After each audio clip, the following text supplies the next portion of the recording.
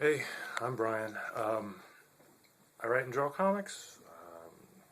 This is the first installment actually it's the second installment of my video blog that I'm starting here.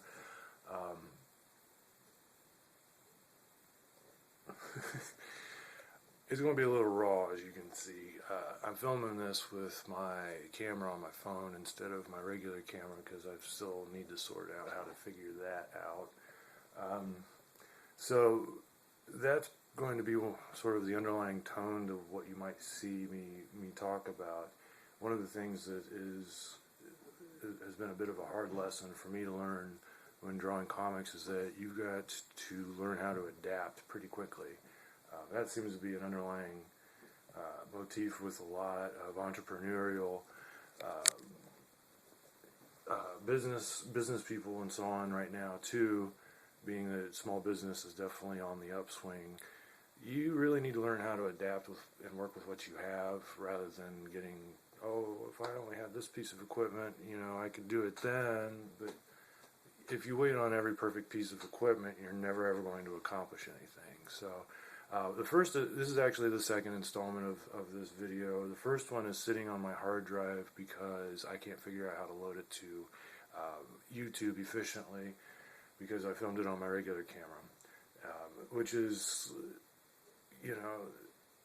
just go with what you got, figure it out as you go sometimes, and that mentality has been one that I've had to learn the hard way, figuring out how to use what I have, and it's better a lot of times to get things done rather than do them perfectly. So now that I've been completely redundant about that statement, I'm going to talk about some art. It's Inktober, one of the greatest hashtags that I've ever seen. I love drawing in India ink, and it's a lot of fun to see a lot of these other artists put up Inktober stuff, and it's just a lot of fun. So right now what I've got is my second and third pages for my story, The Remedy. You can see it's kind of partially inked. I started out with the main character, The Remedy's head, and that's kind of where I normally start.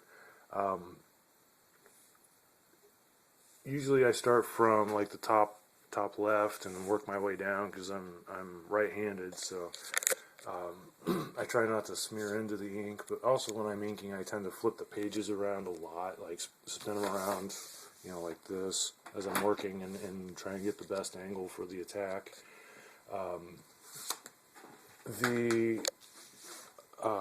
Let's see, for this page, she's getting out of the limo, and as I was looking at this, I tend to like to take some time and look at the page to sort out how I'm going to work on it, get a game plan beforehand. That's a pretty good habit to get into, just because I have a certain mentality or a certain process that I like to work, and it can differ for other artists. Like my approach tends to be to layer the blacks in from back to front, and then if I have something that I want to be like really pronounced in the foreground, like say her head or something like that, then I'll add some white space around it. See how this is really the dominant outline, and then when I go to ink this face, I don't want these lines to touch necessarily, and ditto with the sign and the hand, and maybe even with her hand, just to keep this piece pronounced from this piece, pronounced from this area, pronounced from this area. Those lines of separation or little white spaces are going to be useful to help the eye immediately sort out what is what's where, who's first, who's second, so on and so forth. So it's another way of reinforcing the existing perspective of the image. So one thing I noticed while I was looking at this page earlier is that first of all, I didn't use my normal perspective grid in this. I just sort of put it together as I went. I'm kind of kicking myself for that now, because I realize that some of the things aren't necessarily in correct perspective, being that it's a comic rather than like a fine art piece, you know, it's something that's going to be read pretty quickly. It's as soon as you, the reader, get the gist of the image, you're going to turn the page and keep on moving with the story. So, you know, even though I'm kicking myself about it right now, I mean, in the back of my head, I'm like, it's okay, you know, it's not going to be that big of a deal. So, rather than redrawing the whole piece as I've done in the past, I'm saying this one works for the story. Don't get your head up your ass about it. Just keep working on it, because, you know, it's better to get it done than it is to get it perfect. Even though I do try and get it as close to perfect as I can, because I end up bitching about it to myself later on. So anyway, back to the actual procedures here. One of the things I always do procedurally when I'm inking is I start with all the ruled lines first. When you go to ink like these spot blacks, those will actually kind of, the ink will absorb into the paper and kind of warp it, so that if you're using a ruler, or, so I got my stuff over here, using a ruler and, you know, moving across, that'll actually push the ruler up off the page, and it won't make the nice crisp line like it will when the page is still fresh and flat. So the first thing I do is go around and outline the borders. Those are the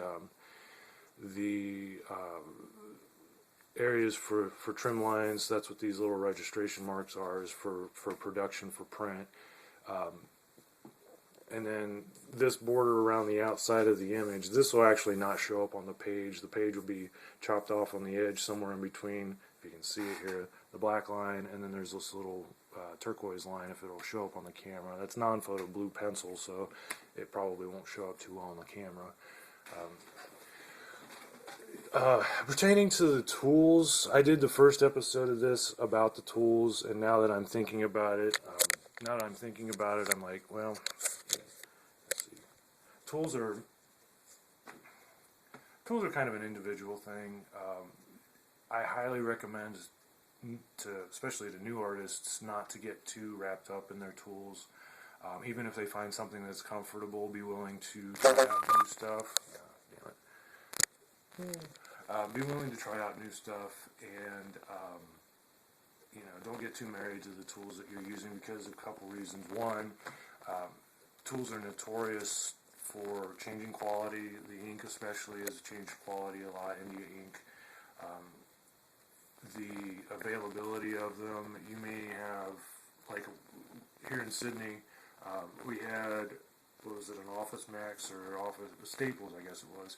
And just all of a sudden they fucking closed, and you know, I got like my graphite there, and maybe a couple other things. They had some drafting stuff, whatever, and that happens a lot too. Either stores will just up and close, or they will stop carrying the stuff that you like and carry nothing, or something that's not as good, or whatever. So learn how to adapt to what's available.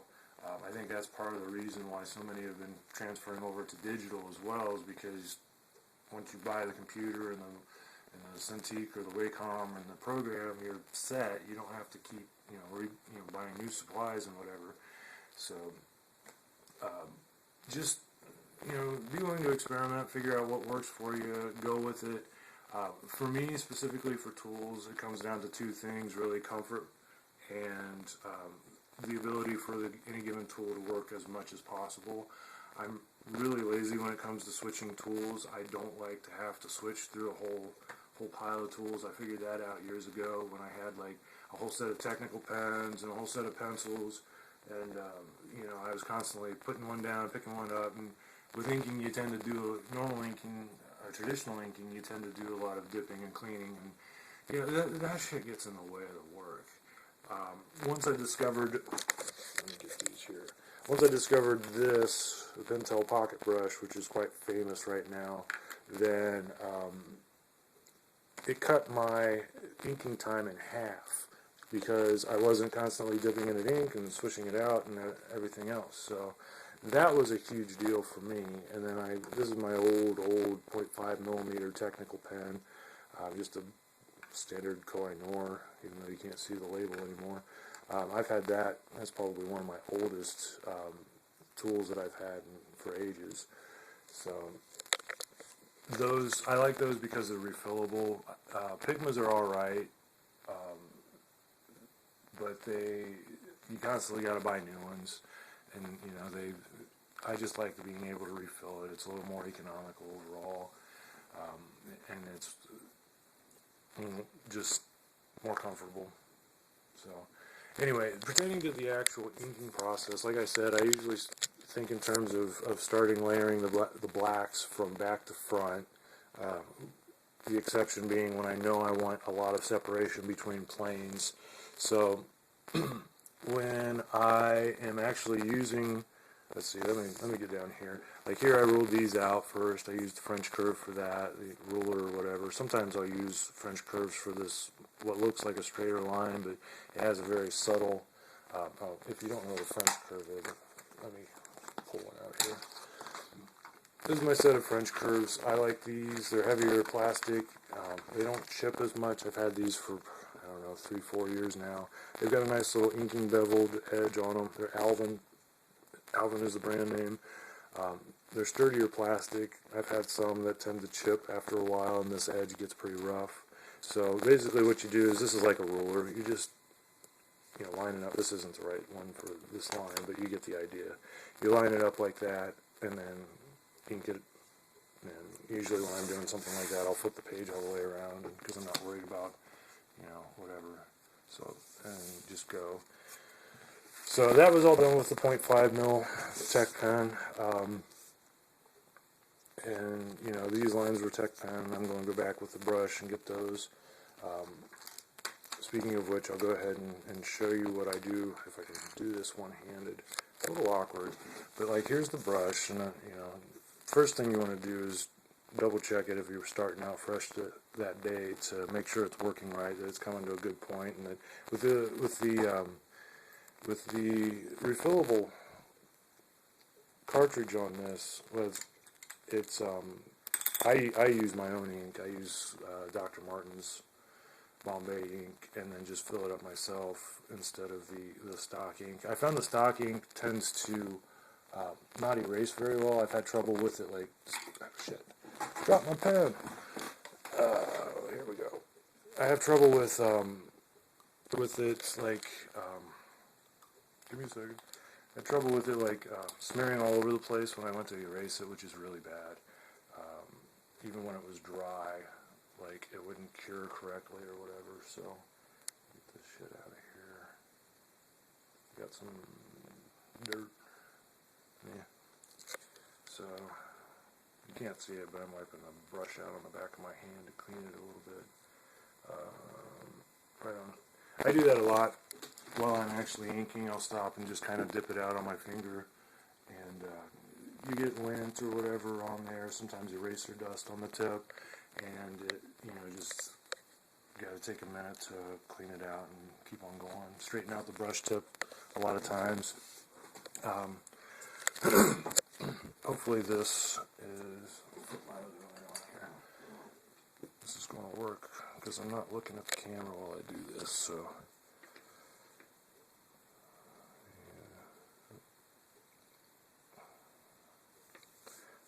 I'm right-handed, like I said. Fuck that.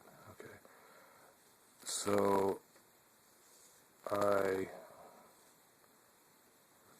obviously can't think and ink at the same time. Oop.